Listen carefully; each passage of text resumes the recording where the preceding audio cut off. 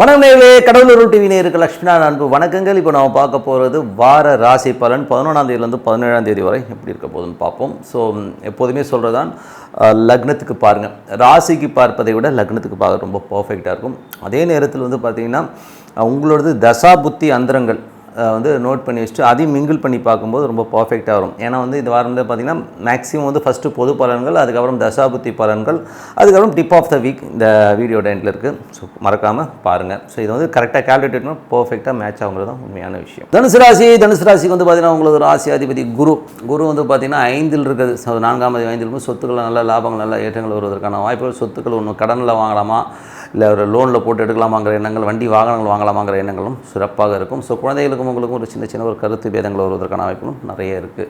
So மற்றபடி 2ஆம் தேதி 3ஆம் தேதி 2 இருந்தாலும் கொஞ்சம் சின்ன கலகங்கள் நமக்கு தெரியாமல் நம்ம ஃபோனை டேப் பண்ணுறது, கேமரா வைக்கிறது, இந்த மாதிரி விஷயங்கள் இருக்கும். ஸோ கொஞ்சம் கேர்ஃபுல்லாக இருக்கக்கூடிய ஒரு காலகட்டங்கள். 4ஆம் அதிபதி அதுவும் 5லிருந்து சுக்கிரனுடைய சாரத்தில் இருக்கும்போது கண்டிப்பாக குழந்தைகளுக்காக ஒரு ஏதாச்சும் சொத்து வாங்கணும், பணம் சேர்த்து வைக்கணுங்கிற எண்ணங்கள்லாம் அதிகமாக இருக்கும். ஸோ அதனால் வந்து சில பேர் லோனில் வந்து வண்டி வாகனம் வாங்குறதுக்கான வாய்ப்பு ரொம்ப சிறப்பாக இருக்குது. அதுக்கப்புறம் வந்து உங்களது 5ஆம் அதிபதி. ஸோ 5ஆம் அதிபதி செவ்வாய் வந்து 2ல் வந்து ஆட்சி பலத்தோடு போது குழந்தைகளுக்கான ஏற்றங்கள் ரொம்ப சிறப்பாக இருக்கும். குழந்தைகளுடைய வளர்ச்சிக்காக நீங்கள் நிறைய செலவு பண்ணுவீங்க. குடும்பத்திற்காகவும் குழந்தைகளுக்காகவும் ஒரு பெரிய லெவலில் வந்து முன்னேற்றங்கள் கண்டிப்பாக எதிர்பார்க்கலாம். ரொம்ப சிறப்பான எண்ணங்கள், சிறப்பான விஷயங்கள்லாம் கண்டிப்பாக நடக்குங்க. அதுக்கப்புறம் வந்து பார்த்திங்கன்னா உங்களுக்கு வந்து 6ஆம் அதிபதி. ஸோ 6ஆம் அதிபதியான சுக்கிரன், 6ஆம் அதிபதி சுக்கிரன் வந்து 3ல் இருக்கும். வேலையில் நிறைய மாற்றங்கள் இருக்கும். ஸோ வேலையில் வந்து ஒரு வேலையிலேருந்து இன்னொரு வேலை மாறுறது, இந்த மாதிரி விஷயங்கள் நிறைய பேருக்கு ஏற்படும். நல்ல வளர்ச்சி, நல்ல லாபத்தோடையும் நல்ல ஒரு பெரிய பணத்தோடையும் ஒரு வேலை கிடைக்கிறதுக்கான வாய்ப்புகள் இருக்குது. புதிய கடன் ஒப்பந்தங்கள் சில பேர் கிடைக்கிறதுக்கான வாய்ப்புகள் ரொம்ப சிறப்பாக இருக்குது. அது ஒரு நல்ல விஷயந்தாங்க. 7ஆம் அதிபதி. ஸோ 7ஆம் அதிபதியான புதன் 4ல் நீச்சனும் போதே கணவன் மனைவி உறவில் கொஞ்சம் வந்து நிறைய மனஸ்தாபம் வரும். மாமியார் ஒய்ஃப் 2 பேர் சேர்ந்து நம்மளை சின்ன விஷயத்துக்காகவும் அவமானப்படுத்துவதற்கான வாய்ப்புலாம் ரொம்ப கேர்ஃபுல்லாக இருக்கணும். தொழில் சம்மந்தமான விஷயங்களை ரொம்ப கேர்ஃபுல்லாக இருங்க. ஏன்னா வந்து அதில் வந்து நமக்கு ஒரு சின்னதாக ஒரு ஸ்ட்ரெஸ் வரும். தொழில் ஒப்பந்தங்களால் வந்து நம்ம வந்து ஒரு ட்ராப்பில் மாட்டுற மாதிரியான விஷயங்கள் இருக்குன்னா கொஞ்சம் கேர்ஃபுல்லாக இருக்கின்ற ஒரு காலகட்டம் கொஞ்சம் பார்த்துட்டுருக்குங்க. ஸோ அது பார்த்து நடந்துக்கணும். ஸோ அது வந்து என்னென்னா, இந்த 7ஆம் அதிபதி வந்து நீச்சமாகவும் வெளி வட்டாரத்தில் பழகும் போதோ வெளி வட்டார கஸ்டமரோ கூட நம்ம வந்து மனக்காயங்கள் ஏற்படுத்துறதுக்கான வாய்ப்புகளும் கொஞ்சம் கேர்ஃபுல்லாக இருக்கணும். நாங்கள் நெகட்டிவாக சொல்கிறீங்கன்னா நெகட்டிவ் தெரிஞ்சுக்கிட்டால் தான் நம்ம வந்து அந்த அலர்ட்டாக இருப்போங்கிறது தான் உண்மையான விஷயம். 8ஆம் அதிபதி. ஸோ 8ஆம் அதிபதி சந்திரன் வந்து பார்த்திங்கன்னா ஃபஸ்ட்டு ஒரு 2 நாட்கள் வந்து அம்மா அப்பா சம்மந்தமான விஷயம் சின்ன மனக்காயங்களை ஏற்படுத்தணும். அதுக்கப்புறம் வந்து குழந்தைகள் சம்மந்தமான விஷயம் கொஞ்சம் கேர்ஃபுல்லாக இருக்கின்ற ஒரு காலகட்டங்க. ஸோ ஏன்னா சந்திரனுக்கு வந்து பிரயாணப்படுற கிரகங்களும் கொஞ்சம் பார்த்து நடந்துக்கணும். அதுக்கப்புறம் பார்க்கும்போது உங்களது 9ஆம் அதிபதி. ஸோ 9ஆம் அதிபதியான சூரியன் உங்களுக்கு வந்து 4ல் போகின்ற காலகட்டத்தில் வந்து நல்ல வளர்ச்சி, நல்ல ஏற்றங்கள் இருக்கும். 9 4 9 அப்பா அம்மா சம்மந்தமான விஷயம் நல்ல ஏற்றங்கள் இருக்கும். தந்தை சார்ந்த சொத்துக்கள், அம்மாவுடைய சொத்துக்கள் நல்ல லாபங்கள் வருவதற்கான வாய்ப்பெல்லாம் ரொம்ப நல்லா இருக்குது. ஏதாவது வழக்குகள் இருந்தாலும் அதெல்லாம் கிளியர் ஆகிறதுக்கான வாய்ப்பெல்லாம் ரொம்ப நல்லா இருக்குங்க. ஸோ அது ஒரு சிறப்பான விஷயம். அதில் வந்து என்னென்னா, ஏதாவது லிட்டிகேஷன்ஸ் இருந்ததுன்னா இப்போ உட்காந்து பேசினீங்கன்னா கொஞ்சம் சால்வ் ஆகிறதுக்கான வாய்ப்பு இருக்குது. இல்லாட்டி ஒரு லிட்டிகேஷனை வந்து கிளியர் பண்ணி அதனால் அந்த சொத்துக்கள் நமக்கு வர்றதுக்கான வாய்ப்பெல்லாம் இருக்குது. ஸோ சில பேர் வந்து அந்த லிட்டிகேஷனுக்காக அந்த சொத்தை விற்று அந்த பாகங்கள் வர்றதுக்கான வாய்ப்புகள்னால் அதை ட்ரை பண்ணி பாருங்கள். ஸோ அது ஒரு நல்ல விஷயந்தான். அதுக்கப்புறம் பார்க்கும்போது உங்களது 10ஆம் அதிபதியான புதன். ஸோ 10ஆம் அதிபதி புதன் வந்து 4ல் வந்து நிச்சயமாக இருக்கும்போது தொழில் பண்ணுறவங்க ரொம்ப கேர்ஃபுல்லாக இருக்கணும். கஸ்டமரால் நமக்கு ஒரு அவமானங்களோ, கஸ்டமர்ஸ் நம்ம சர்வீஸ்னால ஒரு சின்ன பிரச்சனைகள் வரதுக்கான வாய்ப்பு ரொம்ப கேர்ஃபுல்லாக இருக்க வேண்டிய ஒரு காலகட்டங்கள். ஸோ கொஞ்சம் பார்த்து நடந்துக்கோங்க. 11ஆம் அதிபதி சுக்கிரன் 3ல் இருக்கும்போது ரொம்ப சந்தோஷம், குதூகலம் எல்லாமே சிறப்பாக இருக்கும். ஸோ குடும்பத்துக்கு தேவையான ஒரு பெரும் பணம் வருவதற்கான வாய்ப்பு ரொம்ப சிறப்பாக இருக்குங்க. ஸோ நல்ல விஷயங்கள் நல்ல மாற்றலாம் கண்டிப்பாக இருக்குங்க. ஸோ அதில் வந்து எந்தவித மாற்றமும் இல்லை. அற்புதமான விஷயங்கள், அற்புதமான பலன்கள்லாம் கண்டிப்பாக இருக்குது. ஸோ இதுவரை பார்த்தது பொது பலன்கள். ஸோ இனிமேல் பார்க்கும்போது தசாபுத்தி பலன்கள் எப்படி இருக்குன்னு பார்ப்போம். ஸோ இதில் வந்து தனுசு லக்னம் சூரிய தசாபுத்தி அந்த நடக்கிறவங்க எப்படி இருக்கும் அப்படின்னா, சூரியன் பார்த்தீங்கன்னா உங்களுக்கு வந்து 4ல் இருக்கார். ஸோ 9ஆம் அதிபதி 4ல் இருக்கும்போது நல்ல வளர்ச்சிகள் இருக்கும். நல்ல அப்பா அம்மா நல்ல ஒரு ஏற்றங்கள் வருவதற்கான வாய்ப்புலாம் நல்லா இருக்குது. சில பேருக்கு அப்பா அம்மாவுடைய சொத்துக்களால் வந்து பெரிய லாபங்கள் வருவதற்கான வாய்ப்புலாம் ரொம்ப சிறப்பாக இருக்குது. தனுசு லக்னம் சந்திர தசாபுத்தி அந்த நடக்கிறவங்க ரொம்ப கேர்ஃபுல்லாக இருக்கும் காலகட்டம். அது 8ஆம் அதிபதியாக இருந்து சந்திரன் வந்து பிரயாணிக்கும் போது குழந்தைகள் விஷயங்கள் முதல்ல ஜாக்கிரதையாக இருக்கணும். அதுக்கப்புறமா தான் வேலை விஷயங்கள் ரொம்ப கேர்ஃபுல்லாக இருக்கின்ற ஒரு காலகட்டங்க. ஸோ இது வந்து ஒரு ஜென்ரலான விஷயங்கள் தான். அதுக்கப்புறம் பார்த்திங்கன்னா தனுசு லக்னமாக இருந்து செவ்வாய் தசாபுத்தி அந்த பெரும் பணம் வருவதற்கான வாய்ப்புகள் நல்லா இருக்குது. வேலையில் நல்ல ஏற்றங்கள், நல்ல லாபங்கள் வரும். குழந்தைகளுடைய விஷயங்கள் வந்து ரொம்ப சிறப்பான பலன்கள்லாம் அற்புதமாக இருக்கும். குழந்தைகளுடைய வளர்ச்சிக்காக வந்து நம்ம கொஞ்சம் செலவு பண்ணுறதுக்கான வாய்ப்புகளும் நிறைய பேருக்கு இருக்கும். ஸோ எல்லாமே சிறப்பு தான். ஏன்னா உச்சமாக இருக்கும்போது குடும்பத்துக்கு வந்து அடுத்த லெவல் போகிறதுக்கான வாய்ப்புகளும் நிறைய பேருக்கு இருக்குது. ஸோ தனுசு லக்னமாக இருந்து ராகு தசாபுத்தி அந்தரம் நடக்கணும் வந்து ரொம்ப கேர்ஃபுல்லாக இருக்கணும். ஏன்னா நாளில் உள்ள ராகு வந்து புதனுடைய சாரத்தில் வந்து புதன் நீச்சமாக இருக்கும்போது கொஞ்சம் நமக்கு வந்து மனைவியால் ஒரு சின்ன சின்ன ஸ்ட்ரெஸ்ஸுகள், அம்மா மனைவி மாமியார் எல்லாம் கூட்டு சரி பண்ணி நம்மளை சொதப்புறாங்களோங்கிற எண்ணங்கள் இருக்கும். வியாபாரத்திலும் ரொம்ப கவனமாக இருக்கணும். யாருக்காச்சும் வந்து நம்ம ஒரு வாக்கு உறுதி கொடுத்துருந்தோம்னா அதில் வந்து நம்ம காப்பாற்ற முடியாமல் தடுமாறுவதற்கான வாய்ப்புகளும் ரொம்ப கவனமாக இருக்கணும்.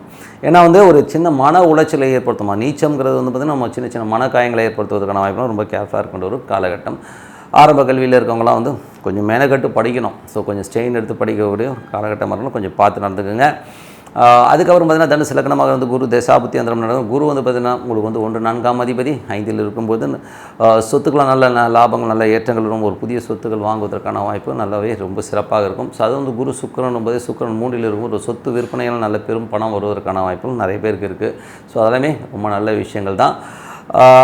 3 6 அப்படின்னாலே இன்னொரு விஷயம் இருக்குது. ஸோ பக்கத்து வீட்டுக்காரோட பேசும்போது பழகும்போது கொஞ்சம் பார்த்து பேசணும். ஸோ அதனால் ஒரு சின்ன மனஸ்தாபங்கள் வருவதற்கான கொஞ்சம் கேர்ஃபுல்லாக இருந்துக்குங்க.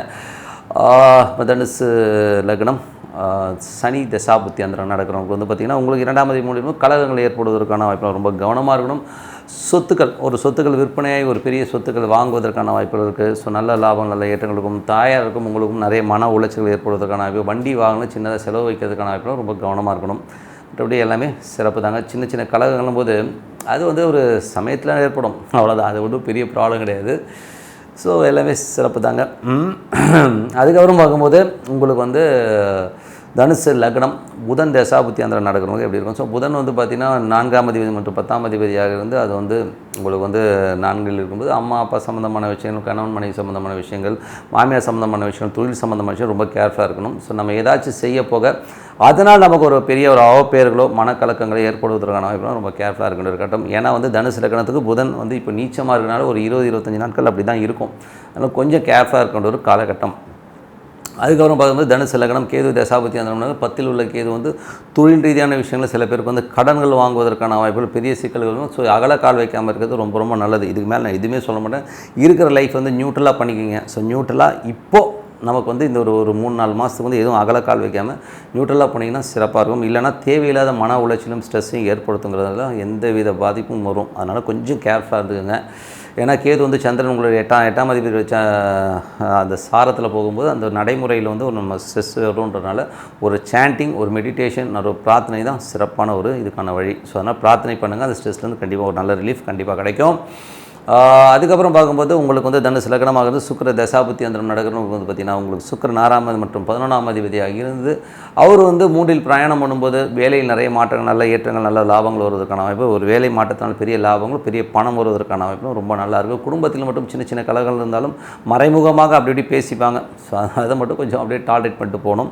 மற்றபடி எல்லாமே சிறப்பு தாங்க. ஸோ என்னை பொறுத்தவரை எல்லா விஷயமும் நான் சிறப்பாக இருக்கணும். பிரார்த்தனை ரொம்ப அவசியம். மனதார இறைவனை பிரார்த்தனை பண்ணி அமைதியாக ஒரு இடத்துல உட்காரமா நம்ம கண்டிப்பாக அடுத்த லெவல் போகிறதுக்கான வாய்ப்புலாம் ரொம்ப சிறப்பாக இருக்குது. இப்போ இந்த வீக்கில் இப்போ நம்ம பார்க்க போகிறது நீச்சம். ஸோ நீச்சம்ங்கிறது வந்து எப்படி ஒர்க் ஆகும் அப்படின்னு சில பேர்லாம் வந்து ஐயோ சார் நீச்சம் ஆயிடுச்சு சார் படுவேன் ஆபா பாப்பான்னு கற்றுவாங்க. ஸோ நீச்சம்ங்கிறது வேறு ஒன்றுமே இல்லைங்க. ஒரு சின்னதாக ஒரு தகுதி குறைவுன்னு ஏற்படுத்தலாம், இல்லை ஒரு மனக்காயங்கள்ங்கிறது அதுதான் உண்மையான விஷயம். உதாரணத்துக்கு ஒரு நல்ல பாவங்கள் அமைஞ்சிருச்சுன்னு வைங்களேன், அது நீச்ச கிரகத்துக்கே உங்களுக்கு வந்து பலன்களில் வந்து எந்த மாற்றமும் தராதுங்க. ஸோ பலன்கள் வந்து நல்ல பலன்கள் கொடுத்தோம், பணம் கொடுக்கும். அதெல்லாம் வந்து ஒன்றும் பெரிய விஷயம். நல்ல ஒரு சந்தோஷம்லாம் கொடுக்கும். ஆனால் அந்த நீச்சம்ங்கிற ஒரு விஷயம் வந்து ஒரு ரணங்களை கொடுத்துரும் சில பேருக்கு. ஸோ அதுதான் விஷயம். அதனால் வந்து நீச்சம் இருக்குன்னா ஐயோ சார் அப்படியே நான் வந்து வாழ்க்கையில் வந்து அதோட அந்த திசை ஃபுல்லாகவே நாஸ்தி இது சொல்லி நினச்சிக்கூடாது. அது மட்டும் இல்லை கோச்சாரம் இதில் வந்து பார்த்திங்கன்னா மேஜராக வந்து கோச்சாரங்கள் வந்து மேஜராக வந்து ஒர்க் ஆகுங்க. ஸோ இப்போ வந்து உதாரணம் சொல்ல போனோம்னா இப்போ வந்து புதன் வந்து இப்போ நீச்சமாக போயிட்டுருக்கு கோச்சாரத்தில். இப்போ என்ன ஆகுனா யாரெல்லாம் புதன் தசாபுத்தி அந்தரம் நடக்குதோ அவங்களுக்கெல்லாம் வந்து ஒரு சின்னதாக வந்து ஒரு மனக்கலக்கங்களோ மனக்காயங்களோ கண்டிப்பாக ஏற்படுத்தும். அதே மாதிரி வந்து இப்போ ராகு வந்து கோச்சாரத்தில் வந்து பார்த்திங்கன்னா அந்த புதனுடைய சாரத்தில் போகும்போது அது வந்து நிறைய ஒரு சங்கடங்களை ஏற்படுத்தும். அவங்களுக்கு வந்து பார்த்திங்கன்னா யாருக்கெல்லாம் ராகு தசாபுத்தி அந்த நடக்குதோ அவங்களுக்குலாம் வந்து ஒரு சின்னதாக ஒரு ஸ்ட்ரெஸ்ஸோ ஒரு மனக்கலக்கங்களோ மன பயத்தை ஏற்படுத்தும். அதனால் நீச்சங்கிறது ஒன்றும் இல்லை. பாவங்கள் நல்லா இருந்தால் பலன்களில் வந்து எந்த ப்ராப்ளம் இருக்காது. பட் ஆனால் மன ரீதியாக காயங்களை ஏற்படுத்துங்கிறது தான் உண்மையான விஷயம். உதாரணத்துக்கு வந்து பார்த்திங்கன்னா ஒரு சின்ன ஒரு கணக்கு போடுவோமே. இப்போ சிம்ம லக்னம் சிம்ம ராசிக்காரர்களுக்கு வந்து எப்போல்லாம் அந்த மாதிரி ஒரு குழந்தை பிறந்ததோ தாயார் ரொம்ப கஷ்டப்பட்டிருப்பாங்க. சிம்ம லக்னமாக இருந்து இல்லை ஒரு சிம்ம ராசிக்கோ ஒரு குழந்தை பிறந்துச்சுனாலே அவங்க தாயாருக்கு வந்து நிறைய சங்கடங்களையும் நிறைய அவமானங்களையோ நிறைய ஒரு ஸ்ட்ரெஸ்ஸையோ கண்டிப்பாக ஏற்படுத்திடும்.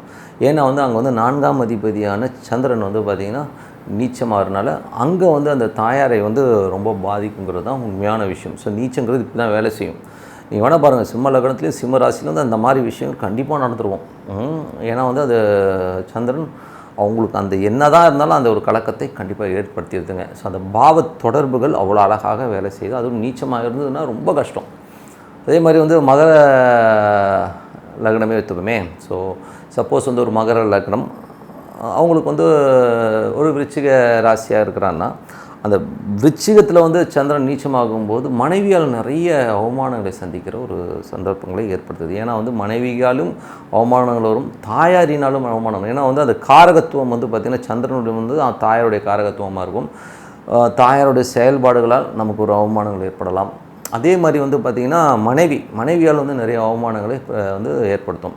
இது அவமானங்களை மட்டும்தான் ஏற்படுத்துமே ஒழிய பொருளாதாரத்துலேயோ மற்ற விஷயங்களோ கை வைக்காதீங்க. ஏதாவது ஒரு ஆஸ்பெக்டில் தான் கை வைக்க முடியும், மற்றபடி. அதனால் வந்து நீங்கள் வந்து ஒரு நீச்சம்ங்கிறது வந்து நம்ம மனதார வந்து நம்ம ஏற்றுக்கணும். ஏன்னா இது போன ஜென்ம கர்மாவில் வந்து நம்ம செய்த ஒரு பிரச்சனை, ஓகேங்களா? அது வந்து பின்தொடர்ந்து நமக்கு இந்த அவமானமாக கொடுத்து அந்த கர்மாவை கழிக்க வைக்கிறத வழிய இதுக்காக வந்து ரொம்ப பண உளைச்சல் ஐயோ இந்த திசையே இப்படி ஆகிடும் அப்படி ஆகிடும்லாம் சொல்லவே கூடாது. ஏன்னா ஒரு நீச்சமான திசை நடத்தும் போது அவனால் நைட்டு தூங்க முடியாது, அந்த விஷயத்தையே நினச்சிக்கிட்டு அழுதுகிட்டு இருப்பான். அதுதான் உண்மையான விஷயம், புரியுதுங்களா?